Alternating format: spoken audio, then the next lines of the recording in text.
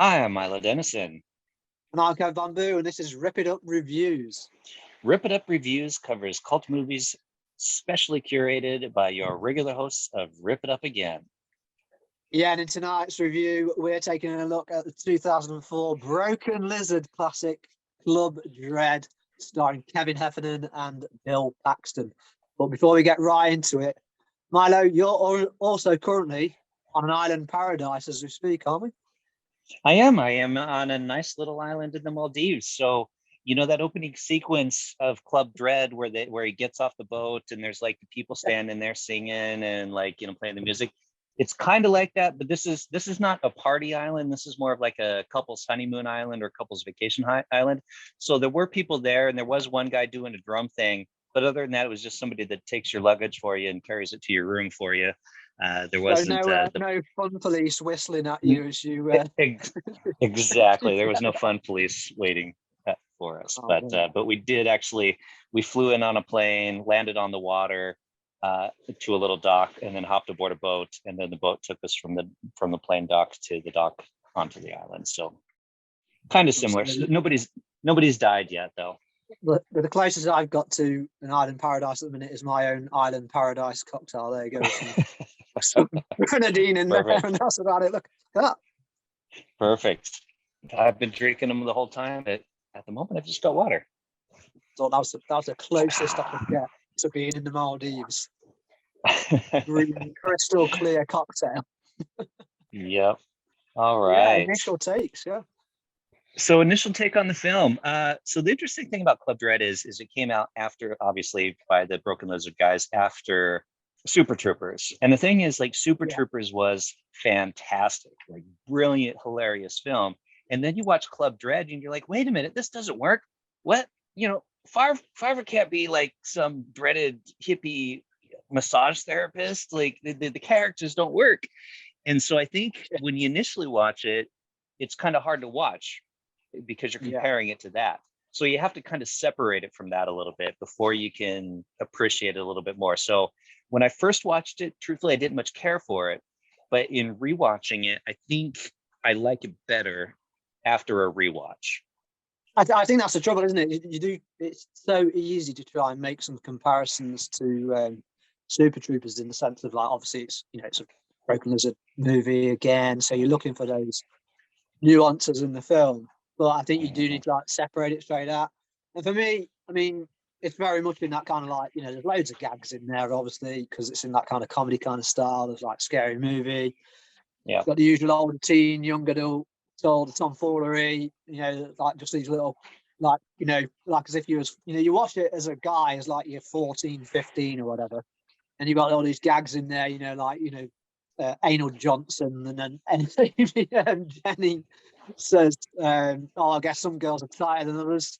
And you already know, like, the direction. You didn't know the direction of the movie and where it's going to go. But it's all good fun.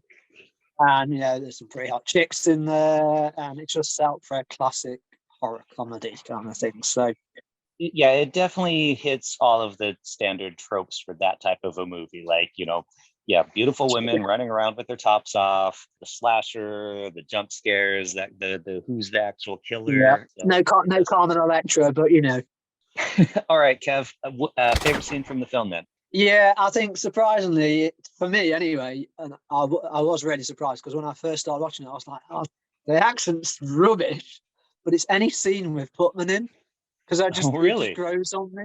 Yeah, it just grows on me throughout the whole thing. I love the False Kill with Lars, but it's just because the English accent's so poor. I know it's meant to be poor, but it's just like, at first I'm like, oh, this is just going to be shit. Like, the whole thing's going to be rubbish. You're not meant to take it seriously. But I was like, come on, I want some good performance in here. And obviously Bill Paxton's good and stuff. But yeah, favourite scenes, like, I love the False Kill with Lars in the jungle. And then, like, everyone thinks that Putman's like the whodunit guy. But his kill is probably one of my favourites too, as well, when Putman actually gets killed as well. So what about yourself? I really enjoy the maze scene with because I just really love the way it's shot, where they're in the scene and then they do like overhead shots where there's like Yeah. one side of the maze, people are just running around having fun, and then the other side of the maze is somebody getting stabbed together. So I think that really works for the comedy horror aspect of the film. Yeah, it's a And good contrast as well, isn't it? Like ongoing, you've always got a exactly. split storyline almost going on at the same time. So Yep, it works really well for this type of film. So that's mine. cool. So okay, from favorites to least favorite. I'm not a fan of the ones where basically the evening where they're kind of running around in the house, and it's the girl and what's his name? I can't think of his name. The long-haired massage guy. Oh wow, Uh, yeah, Lars. Is it Lars? Is that right? Lars is the Yeah. Lars is the You know, masseuse, isn't yeah, and he does that bit where he like makes himself skinny to get under the bed, and it's just like why? And it's kind of stupid, pointless, and it's not funny. he? Yeah. So that whole kind of bit in the house of them like running and hiding just doesn't, where there's no humor and it's not scary. Like it doesn't meet either of those two criteria Yeah, for a comedy I, horror for I me. know what you mean because it doesn't quite do enough in the suspense stakes Mm-mm. as a horror should, but then there's not enough comedy chucked in for you to be like, oh well, they're just having a bit of it. It's like, oh, someone just Yeah. pops up with a flip in the hand or something. It's not. It's like a nothingness moment, isn't it? And Yeah, for exactly. me, I think it's early on when I think it's Carlos gets killed early on in the movie because there's no, for me, obviously a horror, even a comedy, there's still got to be something that you see in there in terms of like happening, and the Yeah. element of leaving stuff out can work if that's the way that your movie has got a running theme. But in there, it's just there's no visual. It's literally just not. There's a knife goes up, and then there's full moon, and then but it is the opening scene, I guess, and it is like trying to set the tone of just this is a slasher essentially. But it's just for me, Yeah. it's just like you just got the knife goes up against the moon as a backdrop, and then Carlos is dead, but it's like you don't actually see him get killed in that moment. So it's for me, I think picking out there are a few others like you say, there's a few void moments and stuff in there, but I'd say Carlos getting killed early on is a poor scene from Yeah. me. Yeah. And especially for the film, because it does have some good kill sequences, Yeah, but that particular one, it's very cliche-ish, but yeah, it yeah, doesn't really give you like it, like if you're gonna not show anything, then it needs to be suspenseful, right? But it's yeah. not. So yeah, it loses on both of those. Yeah. Yeah, it may as well have just been like a still of just the knife against the backdrop of a moon, and then just like had it pan up again to the sky or something. Because there's nothing in there for you to go, "Ooh, I'm scared now," or "Oh, this is going to be fun." This is going to be like obviously scary movie sets a benchmark for a comedy slasher. But Yeah. um, Yeah. All right. Well, let's move from least favorite scene to your favorite actor. yeah, so best actor. Obviously, I touched on Putman, who I thought over the duration of the film was really great, just putting in there for his character in certain scenes, and he did grow on me. But obviously, I think Bill Paxton, from Aliens to be in this, obviously Bill Paxton as Coconut Pete, who is the island, essentially he's the resort owner, isn't he? And I think he nails the character. He used to be a successful star. He's just chilling out. He's made all this money, obviously. He's got the resort. And for me, it's a bit like when you see today, I think it's the bearded dude, Dan Bilzerian or whatever, who's like draped around girls, but it's like a parody on that guy. So I think it's like he's just having a lot of fun. To him, it's like he's just living the dream lifestyle. He's just like, yeah, done what I want, made some money, open up a desert island, and just do whatever I liked in simplicity. But I think Bill Paxton nails that character. Like you believe that character out of all of them in there. If there's any character who's going to go, I can take this one seriously as a role, like it's Coconut Pete for me. Yeah, he's my favorite as well because I mean you're absolutely right. He embodies the character. Like with all the other characters, you can tell they're acting, they're playing a role. But with Yeah, they're him, watery, aren't they? But he adds depth to his character. oh totally, absolutely. He's got the voice down, he's got the attitude down. He does the singing bits, like he's across the board, perfect, spot on. And Bill Paxton, I mean, he's a great talent anyway. So the fact that you see him in other stuff and then you see him in this as well. Yeah, the fact that he's in this as well, that's the thing as well. Oh yeah, the fact that he agreed to do it, exactly. Whose favor did he owe? Like, yeah. They're like, hey, you want to do this, Bill Paxton? He's like, what? No, I'm a star, man. I don't do this silly little film. Like, I've been in the Alien films, man. It's like, totally. And do you know what? Every time, I know it's a little bit cliched, but every time I'm watching it, I'm expecting him to go into this breakdown. Like in Aliens, when he just loses his shit. Like, come on, man. Come on, you bastard! Come on, you too! Oh, you want some of this? Gonna die. I'm expecting him to do that. I'm expecting him to do that in Club Dread for some reason. Just waiting for his bottom lip to go and then to start losing it. But now he's just this chilled out, basically stoner essentially. That's just had far too many drugs for his liking and makes perfect. But again, he nails it because you're just not. Well, yeah. So is it the same? I'll take it. Is it the same for you? Yeah, that was my put. Is Bill Paxton as well. You can't argue with this cast as to who's the best. It's easily Bill Paxton. Yeah, he's definitely the star. And even though really he kind of only really cameos in it as well, to be honest, as well. Like, he's not in it a lot. Absolutely, yeah. He's just kind of like, he just ticks along and keeps things moving along a little bit in there. So from best to worst actor. So what's funny is you really like Jay Chandraram, I can't mispronounce his last name, as Putman. I actually found him to. He's one of the writers as well, isn't he? I think. Yeah, I think he actually directed this one as well. So I like him in general, but I don't like him in this. So I'm gonna give him a pass because he also directed it. So maybe he was a little too focused on the directing. I don't know. But I just I think a lot of the stuff that you liked about his character is pretty much what I didn't like about his character. I just found him obnoxious and douchey and his irritating accent. Maybe because you're looking for like this better English character, and it's like it just doesn't forthcome. Whereas for me, it's such a parody that it I end up enjoying the character. So I'm like, okay, I've got to deal with what this guy is now. So for some reason, I don't know why. I don't know why he grows on me so much. Because if I watch the first first few bits of the movie, for example, I'd just be like, take this guy, get this guy off the set. You know what I mean? It's like I can't. There's no, it's not even just the accent. I'm just like, no, this guy's out of town. But it's like once you accept that he's there, and it's like, okay.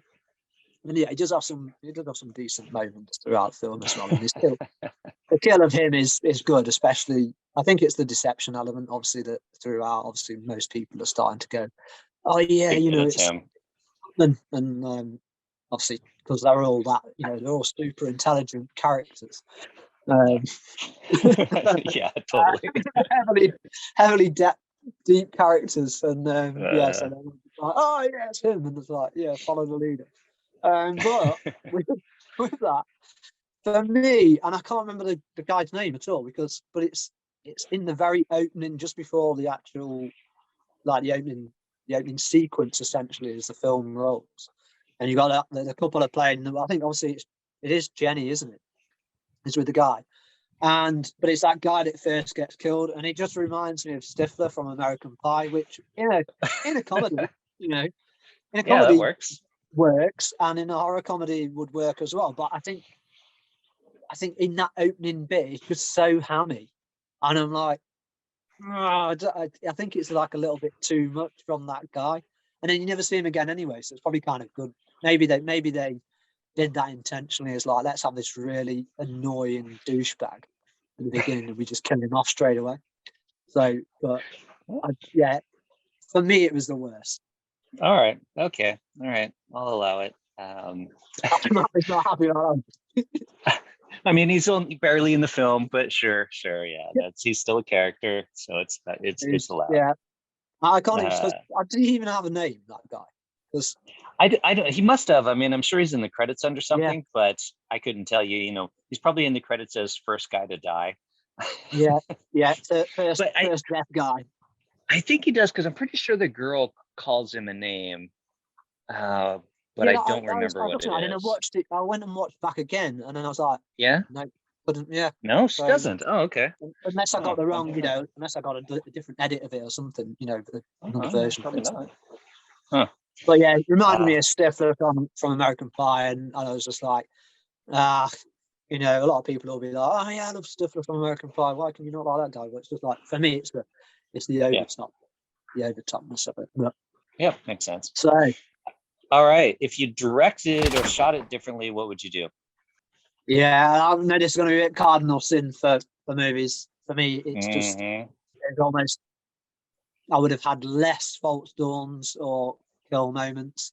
I think it was like not kill moments, but the actual false kills or not false dawns. Oh, So yeah. it just followed much a standard of every single, it's very blueprint of every single kind of comedy, horror, or even horror movie. So I don't think the time differentiated. Like if you watched any movie in that kind of genre, I suppose you'd just be like, oh, here's another false kill. But they weren't. I think it's like sometimes you touched on it in some of like the scenes where like stuff happened and it wasn't that convincing. Hmm. So you had these false kills, and then you just like, oh, okay. Like you didn't go, oh shit, I thought he was going to get killed.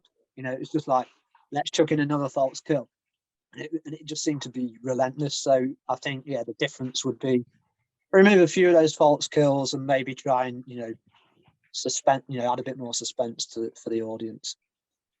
Yeah, that makes sense. I think in general, it could use a re-edit. So that's probably where I'd go as well. I think some of the comedy falls flat. Like there's stuff that they put in there that's like, here's a joke. And you're like, yeah, but it's not funny, you know? Yeah, So I think some of the humor could have been cut out, focused a little bit more on the horror aspect. And you're yeah, right, yeah. And same thing even with the false who done it, like oh, this person's the killer, oh, this person's the yeah. killer, oh, this person's the killer. And It it's like, wasn't even okay, come it on. wasn't even Scooby Doo convincing, was it? It wasn't like, oh, No. let's see Yeah, this, let's pull off the mask for the 80th time. It's like, exactly. but yeah, I think Yeah, we're on the yeah, same kind of track there, where we're like the different mediums, but we're just saying it's like there was too yeah, much of stuff in yeah. there where they were trying too hard, and yeah, maybe less is more in that respect. Sometimes, especially for like horror and that kind of stuff. So yeah, I think it just could use a good re-edit. Yeah, I reckon get it on the Blu-ray Yeah, the director's special edition. super edit. Yeah, 0.6 or whatever. Uh, Hmm.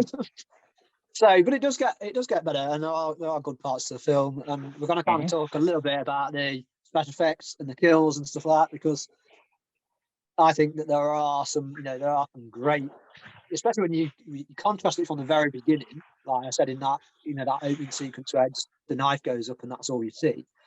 Yep. Yeah, let's talk a little bit of that, because there's some great special effects things. I love the use of some of the strings in there. Like the classic horror, sharp strings going on. And then I think it's DJ Drugs is like his death, his kill, and it's actually the irony of him being on a deck and his head's spinning around. I find that was pretty cool and ironic. And then for me, I think like the end scene and the escape, I think that rope cut's pretty cool, where else it just Yep. goes through Sam/Fun Police. And then, but then, like where the comedy worked, like the gag worked there, was at the end. I'll see where the legs are still going in the water at the end, and you just got like it's like that usual thing, like they just won't die, and it's like the Yep. legs are still swimming, like swimming after them at the end. But yeah, what about yourself on like special effects moments and other kills? Yeah, I really liked the fact that it was practical effects. I'm always happy when I see more practical effects in a film.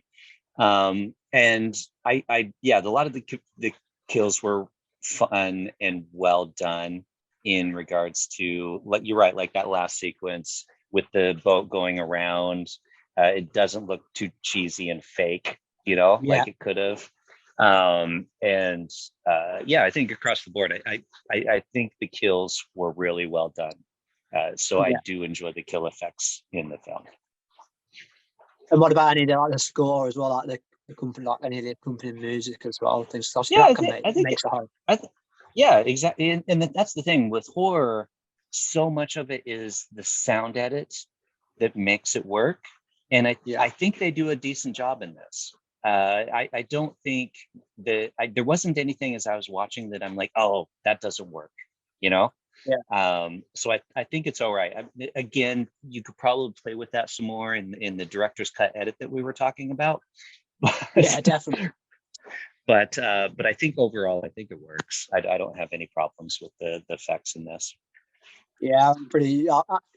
I know what I'm gonna. I think I know where I'm going with my overview when we get to that. So if you were a character in Club Dread, what would it be? Or who would it be? Which character would it be? Okay, yeah. So for me, so obviously it's a little bit different to having like your best actor or kind of thing, obviously because it's the best character that you want to be. Mhm. So for me, I was a little bit torn because obviously you could easily say, "Oh, Coconut Pete," because he's pretty cool and he's just pretty chilled out. But I think mine is DJ Drugs, just because it's that I just really like it, and it's no connotation. It's just that instantly, like, even though you know that he's the resident dealer, essentially, just the party, he's the 24-hour party person, essentially. He's also like very likable. Like, obviously for a reason, he's very likable because he wants you to kind of like purchase his goods.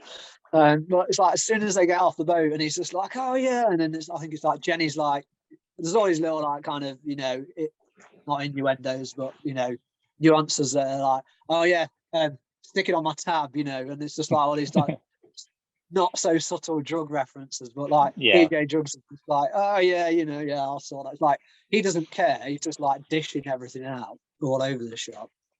And so yeah, if you just arrived on the island, all those characters, yeah, I'd want to be DJ Drugs because it just seems like he's quite fun and quite friendly, and it's like, yeah, eventually you'd probably go like piss off, but it's just that would be the character I would like to be in Club Tread. So, but yourself? Yeah, good choice. I did the same. I'm like, I intentionally didn't choose Coconut Pete. I'm like, Yeah, because he's the obvious choice. So I decided to go with Steve Lemmy as Juan. So yeah, he's just a fun little, he's just this kind of cool. He's got his funny little accent. He's kind of the ladies' man of the club, and yeah. so he's just a little But, stud, and I but he's like not it. a douche with it as well, though, is he? He's not He's not douchey like about it, yeah. yeah, And he's he's not his it's not yeah. like, oh, it's going to Oh, come to me. It's like he's just pretty there's a cool. naivety to him, exactly, and he's Yeah, like talking to Penelope. Ah, what is your yeah, Penelope? I do like that he's got that kind of unassumedness about Yeah, his kind of his Lothario / ladies man status. So yeah, yeah, it's not overly overly but douchey. he's just so relaxed about it is what I like. Yeah. He's just kind of this, yeah. Exactly. So then we come to obviously it was shot in a great location, so that gives us now to put some opinion on cinematography and overall shot choices. So I'll let you run that one first, man. Yeah, so I thought it works. I've mentioned the maze sequence that I Yeah, really liked with the way it was shot, where the camera's down in the maze, then it's above the maze and moves around. This was before the era of extreme close-up shaky cam yeah, filmmaking, so which is nice. So you actually have stable shots that are somewhat wideish, which works nice for me because you can actually watch what's going on the screen yeah. without getting a headache. Yeah, Yeah, and without always having to stay at the back I of the cinema just to be able to kind of try and establish what's going on. exactly. Uh, Yep, yeah, yeah. So that was nice. The kill shots were good. And yeah, I think overall I thought the shot choices worked. I can't think of anything that I was like, oh, that doesn't work at all. Other than a couple like scenes that I didn't much care for the scenes, but it didn't really have to do with the shot choice. It just had to do with this, the way it was made. yeah, more the scene over the shot rather than yeah. Yeah, I mean, exactly. for myself, I mean, what I like about it again, because what we're saying in 2003, 2004, what probably would have been filmed in like 2003 or whatever. So then, yeah, there wasn't as many things like drones as readily available. I mean, I'm sure they had access to stuff like that and in their budget, no doubt. But I'm sure a lot of stuff would have actually just been over the top, kind of like, you know, running dollies and things like that. So yeah, Mhm. those overhead scenes are actually really nice, and I'm similar in that respect that you've got a few more wider shots in there. You can see a bit more of what's going on. Obviously, the whole movie, I think, in the main is shot on location in Mexico, I think. So great backdrops as well to, you know, have some really lovely frame shots as well, and naturally with that in usually in stunning locations, you get good natural lighting as well. So, you know, Yeah. for certain scenes, you're not going to have to like be massively setting up loads of rigs for the lighting. You could just run with the lighting that's there, and muchly so, like you say, in that maze scene as well, but also Yeah. in the houses as well. I think they do a good job there with some of the shots in the houses as well, because it's not overly close, and they make it wide enough to make you feel like that you're in the room, Mhm. um, but without actually being too kind of like claustrophobic, and you know, like a lot of movies where they'll just be kind of like focusing on that kind of headshot and maybe getting in, you know, a little bit more of the surroundings and just like panning and flashing, you know, flicking to each kind of character. Whereas in this, you kind of have got it feels like you've walked into a room and stuff. So yeah, Yeah. I think in the main, actually, a lot of this. I mean, I don't know who the guy is that's the cinematographer for it, but No. I think a lot of this is shot really, really well. So even if this had been a really serious movie, most of the camera work is pretty good. Like there's nothing in there that you kind of go in. Yeah. And I think that's why it's it's a little bit more critical from the acting point of view, because you're not kind of maybe concentrating on some shoddily filmed scenes. Like everything is filmed pretty nicely. Yeah, So if yeah, you're able to focus on the story and the performances and not be distracted by the cinematography, that's a yeah, good film to me. yeah, And same thing even with the night scenes, because night can be kind of hard to light sometimes. So all the night scenes, you can see what's going on. You can still tell it's night. The yeah. party sequences are all nice. You know, the colors and all that kind of stuff works really Yeah. well. Uh, Across the board, I think it's really well lit at any point in I time think that we can they're showing extend that footage. into. I think we can probably extend that into sound as well, because I don't think there's very many occasions at all where you can't hear what someone's saying as well. You Oh know, yeah, yeah. like everything's pretty. You know, you can kind of go into some movies and you get it, you get this kind of like mumbling, and whether it's meant to be intentional or whatever. But in this, you know, everything's pretty clear. Whether the script makes sense at times or not in certain scenes, but it's still technically the film is shot, you know, pretty good all around. So, Yeah, but yeah, totally. All right, so let's wrap it up. Final thoughts on Club Dread, including your rating. yeah, so final thought on Red. I kind of mentioned early on, it is a bit of a mashup on kind of scary movie, but for me also meets The Beach and American Pie as a kind of as a mashup. So it kind of works well in some ways because you've got the comedy elements, you've got horror elements. It's in a nice location, like it would be, you know, if you kind of merge that in the beach, the beach. Um, some nice slasher kills, as we said as well. But again, what didn't work for me was there was too many false kills, and yeah, some questionable acting. Um, but what I do like, and what I will touch on is, I reckon that they were quite cautious, and that's why it possibly. I mean, obviously, you don't shoot everything in order, but I wonder whether they were just like, oh, let's not use up all the budget too quickly. And that's why Mm, at the end they made sure that end sequence was like worked, you know, in terms of the practical effects. Whereas at the beginning there was literally zero action going on. They just cut it, so it was like, oh yeah, we just got this, you know, the knives going up, and that's it. Which is obviously very cheap to do. Anyone could do that shot. But yeah, then by the end, you know, obviously you got DJ Drugs head, you know, as it goes along, it kind of it picks up and gets better in terms of like the quality of what's being done all around. So I wonder whether they were just a bit cautious in spending of their budget in that respect. Um, but yeah, and then the only other thing is like for me is that I do like that in the end is like that Juan's biggest claim, obviously the characters that you want to play, was his biggest claim is the crime was having sex with a goat. So, Yeah, I was kind of hoping you wouldn't mention that aspect when I said I liked that character.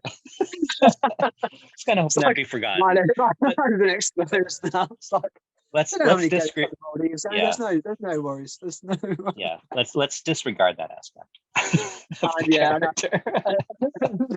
Say, no, I really love DJ Drugs and the Spinning Heads, and then obviously it's the Fun Police reveal that is the Yeah. one. That's the guy. So I think for me, I can't go too high on this, but I'm going to go with a 7 out of 10. I think so. It still does pretty well, but yeah, 7 out of 10. Yeah. If I were to rate this after the first time I watched it, I'd go pretty low. But after rewatching it, I bumped it up a little bit. Although, like I said, I could use a re-edit. I do think they rely a bit too much on standard horror film tropes or horror comedy tropes. Would like to see them come up, with they're a talented bunch of guys, as we know from their other films, and I think they could have come up with a bit more originality here, which I would have liked to see. And so you're probably right. Can you consider what they have done? Yeah, I think exactly what they have done and what they're capable of doing. I also would have liked to see more than just like one female character. I mean, they had the one girl, the Asian girl as well, but she died reasonably early, and it was really just the blonde. I can't think of her name at the moment. It was just Jenny, wasn't it? I think that was it. Jenny, that's it. Yeah, exactly. So I would have liked to see a bit more diversity in the cast in regards to gender. But beyond that, yeah, I think it works. I don't know. I'm gonna go overall. I'm gonna go 6 out of 10. Just a bit lower than you, but not by much. But which I think could be solved by a good re-edit. Good re-edit, yeah, a little bit, yeah. Like I say, less is more. I think in that respect, and just kind of because there's plenty of quality footage. Like we already said, the filming was pretty great. So it's not like they're having to take out, be selective on what we take out. But I bet you there's stuff that they shot that didn't include it into the film that might work better now. Maybe they're like, it doesn't work, but then like if they look at it again, they might think, okay, you know what, actually that does work. Let's put that in. Yeah, I think there could have maybe been like, I think a better scene on that opening, like let's see Carlos get killed. It doesn't take away from the later kills, because they do get better. Those deaths or kills do get better anyway. Like you can't top the DJ Drugs, spinning head on the deck. I think that's classic. Because it's comedy at the same time as being it's pretty cool. Exactly, which works exactly for a comedy horror, because exactly it has those two things working together well. Well, it's just like it epitomizes his character. He's lost his head. He's DJ Drugs. He's on the DJ. Exactly. I mean, it's all very cliche, but it works perfectly for his kill. Exactly. And then likewise at the end, obviously, the DJ Drugs, not DJ Drugs, sorry, the Fun Police, get in there. Fun Police guy dying, yeah. I mean, and it is just that kind of, that as they go off into speed off into the sunset, you just got the legs coming across camera there, and just pattering away. So I think it could be better, and it is disappointing that from Broken Lizard that they didn't do it better, because it seems like they played a little too safe and just went, we're just going to churn out a generic kind of horror comedy that takes place on an island. Which that is ultimately what it is. So, but I think, so it like I said, it's still watchable though. I mean, I still have nothing against it. I'd still watch it. I mean, obviously I did watch it, and so I'd stick it on. If it was on TV or whatever, and it's like, absolutely, no problem. I'd watch it. Yep, there you go. Okay, well, you heard it here, folks. That is our review of Club Dread. So when we review one of these again at some point in the future next time for our interim kind of reviews on Rip It Up. So this time, I think next time we're gonna go for, I had a little think about this. I think we should review Horror High. Horror High. Oh, Yeah. our friend Pat Cardi. Pat Cardi. Yeah. Yeah, I Yes, reckon Pat Pat Cardi. Cardi and Austin Stoker, I think, is in that one as well. That's a good choice. That's a good choice. Yeah.